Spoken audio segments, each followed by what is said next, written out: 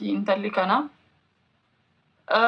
Rabbiin duba akkuma fedhettiin sitti jijjiiree si ilaala. Ogguu sitti jijjiiree si ilaalu kana isii keessatti nu ilaaluufini malee Rabbiin intala tanas irraa kaasuu sitti ulfaateetii miti. Warri as jala jirtan wanni beekuu qabdanii bakka hedduuyyuu sheer gootan, koppiliink gootan, waan hedduu gootan.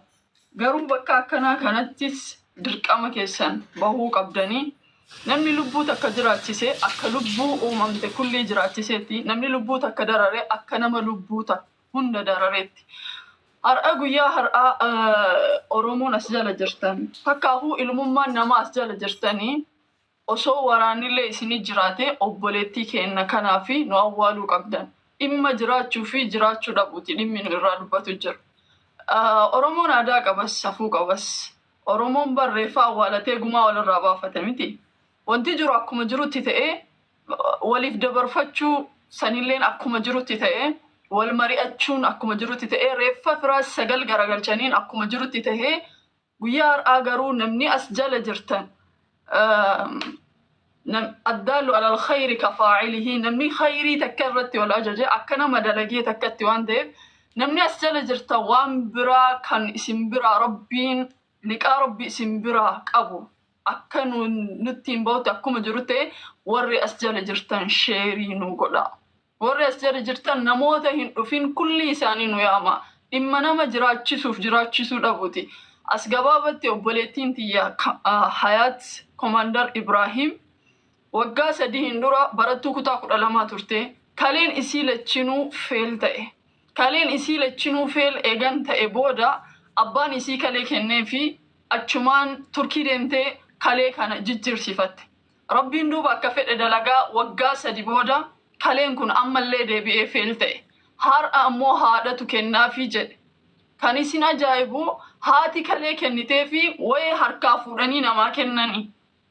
Qarshii miliyoona 5 barbaachise. Qarshii miliyoona 5 keessaa ummanni baalee kararra bahee hin kadhatin hin jiru. Qarshii miliyoona 2.5 argattee jirti. Obboleeyyan kiyya qarshii miliyoona 2.5 intala ganaa dhalataa jirtu quxisuuti jedhabuu fi deemu jirru. Abbaa isii namni yeroo wayyaanee keessatti qeerroo Oromoo okota jalatti baase. Keessaahuu qeerroo baalee namni okota jalatti baase Komandar Ibrahim.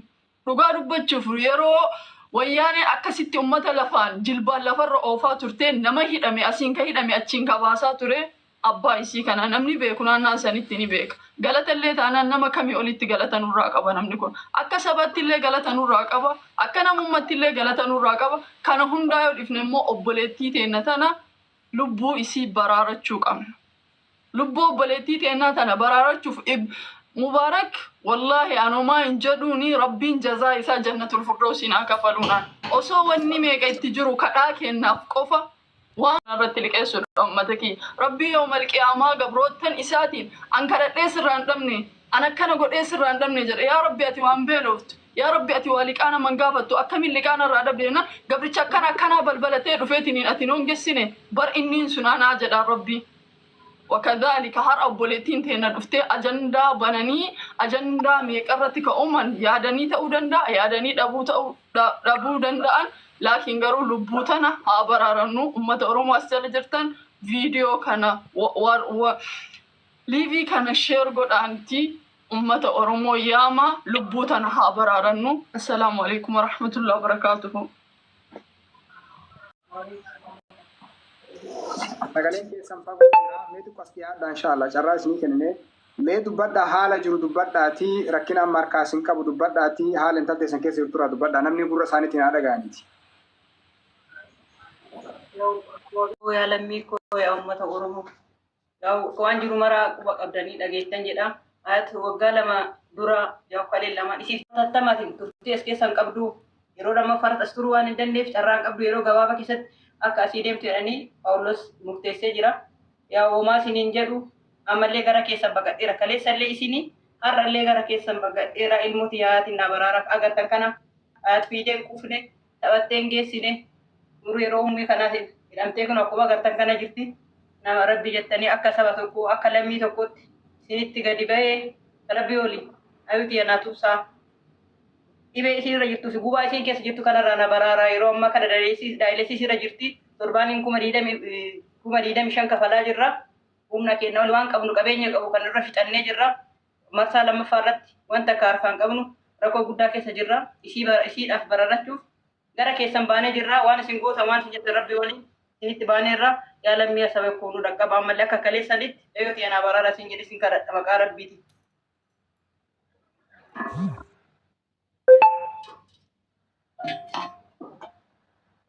Egaan uummata keenya kabajamoo asirratti wannan jedhu tokkittiin hin jiru. Tokkoffaa mucaan kun kalee lama wallaahi kalee lama dhabuu jechuun xiqqoo ni jabaata. Dhukkubni kalee maal akka taate haga ta'e anis kanaan dura waggaa 3-4 dura argeera. Nama beeku beeka dhukkuba kalee kana. Kalee malee jiraachuu hin danda'amu. Alhamdulillah ammoo kan jijjiiramee namni namaa kennan jiraatamuu dhumtiyyuu carraa tokko rahmatummaa rabbii irraayi. Amma gabaabumatti sa'aatii 3tti beellamanne xiqqoo sa'aatiin 5 nu jalaa ta'e sa'aatii 2 darbe jechuudha. Lafti ifuu deemaa jira. Namni nu jalaa faca'a.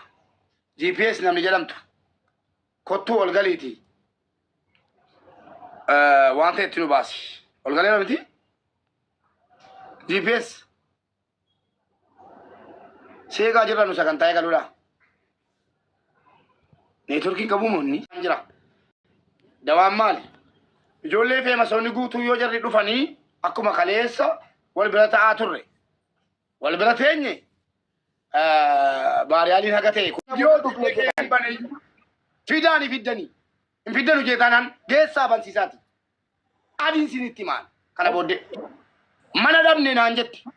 Asliitti maddee jettan. Nama hundatti maddee mana barbaaddadhu naan jedhani. Maal wayyana qabbare jennaan lakkisin qabbaru abshir siifan bana ergisiin jedheen viidiyoo nama adabsiisu ni dhufna jedhan sana waami. Kaanuma wantan jedhe. Kuroga wata kaani namni waan dhibbana waan jedha manuma kana nu jalaa banuudhaaf mana nun dhaabatin hin jiru mana abashaafi mana Oromoolee bakka nun dhaabatin hin jirru namni martu as nu ergee. Asinin jennu warrummaan jirta warra sila jirta nu gargaara asinin jennu dhugaan biraa qabu ishii waggaa 3 dura fedhii rabbiitiin dhukkubsattee turte abbaan illee kalee kennee fi kalee sunillee irraa deebi'ee amma jiru. Akkaawunti ishee ligoonii maxxansaa piliis muuyik immoo awwal masfini akkaawunti maxxansaa. Daayileesisin ammoo hedduu ulfaataa yeroo dheeroo an qabdu yeroo gabaabaa keessatti hatattamaa yaalamuu qabdu intalliituuni. Inni ulfaata intalliituun ganaa nama lafaa dhufaa jiru aguma kiyyaati. Inni ulfaata namni fayyaafas taa'ee kun hiriyyaan kee osoo kun kolfeen taphatiin fiigeen quufii yommuu akkana ta'u. Lammii kenna jenna. Gara amantiitti illee yoo deebina numartiin obboleeyyanii. Kanumaaf nu gargaaraa isiniin jennu waan bira waan jennu hin qabnu. Arsaan keessan nuuf gara bakkannee isin rakkisna jaalanneetii miti ruhiisitti nutti ulfaate kanuma isiniin jennu waan bira waan isiniin jennu hin qabnu nuti nu gargaara Meera keessan gaarii obboleettii kenna. Nu rakkadhaa isiniin jenna kanaaf isin rakkisa. Akkaawuntiin haa maxxansamu piliis warri kanaara akkaawuntiin waa maxxanfamu. Isinummaa garshaa warri itti jedhamillee dhufanii ofii jaraanitti wanni namaaf hin godhu dubbatanii namuma kana yaaman malee namuma jala jiru kana hirmaachisanii namni gaa feemasummaallee hin barbaachisu yeroo akkanaa kana. Alhamdulillah jennee jiraataa jirra malee fayyaan kanuma rabbii qofa. Kanaaf qabeenyis kan rabbiiti. Haadha keenya hin boo'inaa isinii jirra. Yoo rabbi jedhee waan dandeenyu guutuu waan rabbi nu dandeessee giidoo nuu kenne isinirraan qusannu. Kanaafi hundi keessan warri haadha qabdan an hayaatiin beeku. Wanni jarrinaa kafalan hin jiru. Rabbimaan biraa waa argadhaan malee wallaahi billaahi eda intalaa Dubaayitti mormisii cite sana mana hakimitti erguudha. Yaa rabbi jedheen dirhaama 20 funaanee mana hakimitti ergee jira. Isiin hordofaa ol erramne ilaa mataan koo narraa buqqa'u ka'a. Rakkoon qabu rabbi naa gargaaru buna dhugaa shaayii dhugaa dhuman ta'aafani malee. In danda'u geema taphadhee yoo argachuudhaan danda'adha. Garuu rabbi jabina namaa ta'a guyyaa kana. Hundi keessan namni fayyaa kiyya rabbiin qabin yaa rabbi fayyaan kan keeti jettan kooppilik sheer godhaa nama mana banatee jiru guutuu cufi jedhaa dirqama qaba cufu. Akkaawunti Itoophiyaa qabna, zeelii qabna, kaashaappii qabna obboleessa keenya GPS ammuma kaashaappii zeedii akkaawuntii Itoophiyaa na ergiti qajeelcheen boonaatti ergaa ijoolleetti facaasaa ijoollee na mul'isan dhumatti sagantaa eegalleerra jechuudha. Meemee amma akkaawuntiin dhufutti warri kaashaappiis zeedii irra galchuu dandeessan warri akkaawuntii Itoophiyaa irra galchuu dandeessan warri doolaaraa waadaa nuu galaa haadha keenya kana gammachiisaa kijibaan haamilee nutti horina. Haamileen barbaannu dhabnee haadha keenya jennee geggeessuu wayya malee asirratti doolaara 100 birrii Itoophiyaa 7,000 birrii Itoophiyaa 10,000 jettanii nus kijibdanii haadha keenyas haamileen tuqina. Waan gochuu hin dandeenye waadaan galiin obboleetti dubbii lubbuu keessa jirra. Waadaa dhugaa nu barreessa akkaawuntii isinii fida. Mee zeel ergaa manaa isinii banaa wayiidhaan. Maashaallah. GPS ati deemuu hin qabdu gaa. Zeel. GPS ati deemuu hin qabdu tasuma asirraa. Maali bilbilaa taasoftu? Zeelii naan gahi, kaashaappii naan gahi, deemi yoo barbaadde. Nu barreessa amma zeelii kaashaappii naa dhufutti. Kutaa amma bu'een dhufa. Wanti barbaadan kattiin nu gargaartan kun na birallee jira. Accounting 9 accounting 9 MashaAllah. Marayyuu qaba kaashaappii illee kan nitti baankii fi kan daldala Oromiyaa illee hundi jira. Thank you. Balballeetti ilaa dhaggeeffadha. Giiftiin kennaa jirtanu isiirratti kennaa. Zeel inni naa kan nuti ta'a. 80 dubartoota haadholii jiru waan haasa'u garuu Rabbi laali rabbi fayyaasi kenne laali afaan namaa dhiisi homaa waan isaan sirraa buusan hin jiru. amma rakkoon maal jedhu ustaas riippoortiin godinaa keenyaa sini riippoortiin godinaa mata keenyaan jechuun mee kooppilinki godhaati sakandii tokkoof sagantaan kun dhaabatu mubaarak ni kijibeenaan jedha isintu laaffatee jennaan diinni nagalaa jira hundi keessan kooppilinki godha kanuma dawaan isaa kanuma ustaas malee dhiisaa jechuun nama keenyaan godhaa jechuudha rabbitu arga hin dubbannu kuma tokko kuma kudhanii obboleettii kiyya kuma kudhan 89 duwwaa tokko 41 35 Saadaa Sultaanii fi Hayaat Ibrahim hojii gamtaa Oromiyaa sirriidha miti nigdi baankii naa kenni jabaadhu kuma tokko 60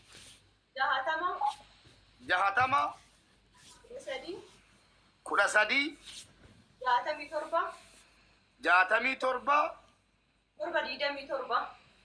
67 Saadaa Sultaan.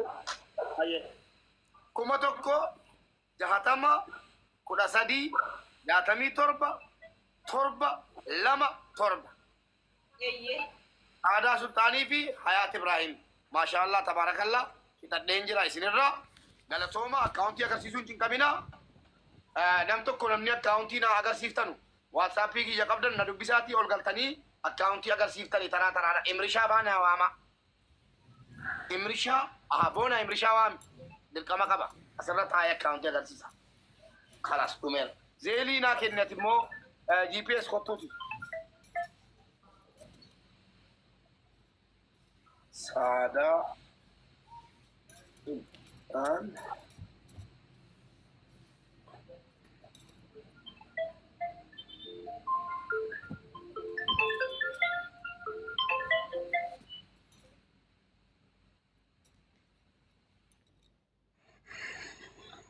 Hello, assalamu alaikum.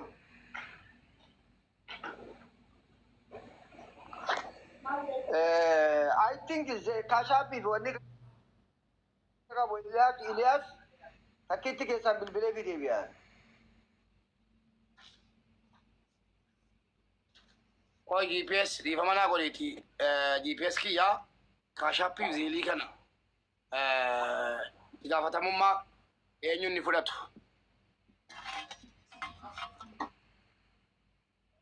kaashaappii zeelii kana itti gaafatamummaa eenyu ka fudhatu GPS jalqabatuun fidinatti